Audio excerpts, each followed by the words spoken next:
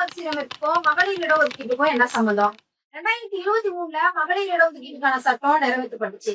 எல்லா அரசியல் கட்சிகளும் அது முழு மனசோட ஏத்துக்கிட்டு வரவேற்றுச்சு. அப்படி இருக்க ஒன்றிய பாஜக அரசு உண்மையிலேயே அரசியல் உறுதியோட இருந்திருந்தா 2024 நாடாளுமன்ற தேர்தலையே இந்த சட்டத்தை அமலாக்க வேண்டியது தானே. இதை இப்பவே நினைச்சாலும் அமலாக்கலாம். ஆனா தொகுதி மறுசீரமைப்பு செஞ்சு தொகுதி எண்ணிக்கையை உயர்த்தாம அமலாக்கவே முடியாதுன்னு பிரதமர் மோடி சொல்லி இருக்கிறாரு. பிரதமர் மோடி ஆட்சிக்கு வந்தது 2014ஆம் ஆண்டு. அதுக்கு முன்னாடி 33% இடஒதுக்கீட்டுக்கான சட்டம் நிறைவேற்றப்படும் நிலையில இருந்துச்சு. அந்த சட்டத்துல தொகுதி எண்ணிக்கையை உயர்த்தவோ மக்கள் தொகை கணக்கெடுப்பு நடத்தவோ எந்த நிபந்தனையும் இல்ல. அப்போ 2023 வரை தாமதப்படுத்தி புதுசா விதிமுறைகளை கொடுத்தது எதுக்காக? மகளிர் நலன்ற பெயரால தொகுதி மறுவரை திட்டத்தை வேகப்படுத்ததானே? ஆமாவா இல்லையா? மக்கள் தொகை கணக்கெடுப்பு தாமதமாகுது. அதனால 2029 நாடாளுமன்ற தேர்தல்ல மகளிருக்கு இடஒதுக்கீடு தர முடியாத நிலைமை ஏற்படும்னு பாஜக தரப்புல விளக்கம் சொல்றாங்க. 2021ஆம் ஆண்டே மக்கள் தொகை கணக்கெடுப்பு நடத்தப்பட்டிருந்தோம்.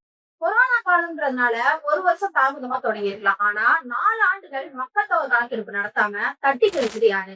2026க்கு அப்புறம் மக்கள் தொகை கணக்கெடுப்பு செஞ்சா அதை வச்சு தொகுதி மறுசீரமைப்ப 5 வருஷம் முன்கூட்டியே நடத்த முடியும். அதுக்காக தானே இந்த தாமதம்.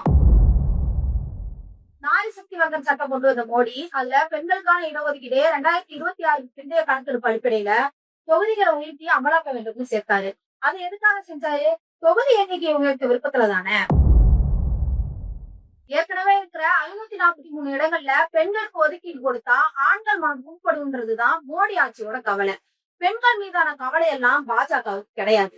கடந்த 12 ஆண்டுகள்ல பாஜக பெண்களுக்கு செஞ்ச துரோக பட்டியலை பார்ப்போம். மணிப்பூர் கலவரத்தின் போதே நிர்வாணமாக்கி இழுத்து செல்லப்பட்டவர்கள் பெண்களாக மோடி மற்றும் பாஜக கண்களுக்கு தெரியலையா?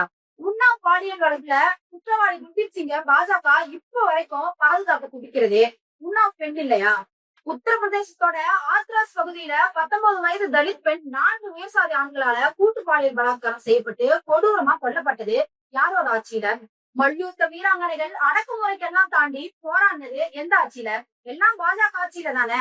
தொகுதி எண்ணிக்கையை உயர்த்திய பிறகுதான் இடஒதுக்கீடுன்னு சொல்லும் போது அது பல வளர்ந்த மாநிலங்களை பாதிக்கும். அது மட்டும் இல்லாம கூட்டாட்சி அமைப்புக்கே பிரச்சனையா முடியும். பாஜக விருப்பப்படி தொகுதிகளை மறுவரையறை செஞ்சா பாஜக வலிமையான மாநிலங்களுக்கு எம்பி இடங்கள் அதிகரிக்கும். ஆனா தெற்கு வடகிழக்கு மாநிலங்களுக்கு குறையும். அப்போ இந்த மாநிலங்கள்ல இருக்கும் பெண்கள் நாடாளுமன்றத்துக்கு போவது குறையும். போனாலும் அதிகாரம் இருக்காது. வளர்ந்த மாநிலங்களின் அரசியல் கொள்கைய இந்திய நாடாளுமன்றங்கள்ல பிரதிபலிக்க முடியாது. பின்தங்கிய மாநிலங்கள்ல இருந்து வரும் பெண்களை பிற்போக்கு சக்திகள் கட்டுப்பாட்டுல வைக்க முயற்சிக்கும். பாஜக தன்னோட அரசியல் நோக்கத்தால மக்கள் தொகையை கட்டுப்படுத்திய மாநிலங்களுக்கு தண்டனை கிடைக்கிற மாதிரியான நிலைய உருவாக்கி இருக்கு. பல நாள் திருட ஒரு நாள் அகப்படுவான்ற மாதிரி மாட்டிக்கிட்ட பாஜக என்ன பண்றதுன்னு தெரியாம பொய்களையே விதவிதமா வாரி வீசிட்டு இருக்கு. இதுக்கெல்லாம் மக்கள் இரையாக மாட்டாங்க. தமிழ்நாட்டிலும் சரி நாடாளுமன்றத்திலயும் சரி பெண்கள் பேரை சொல்லி ஏமாத்தின பாஜகவுக்கு கிடைச்ச சவுக்கடி இதோட நிக்காது, இன்னும் தொடரத்தான் போகுது.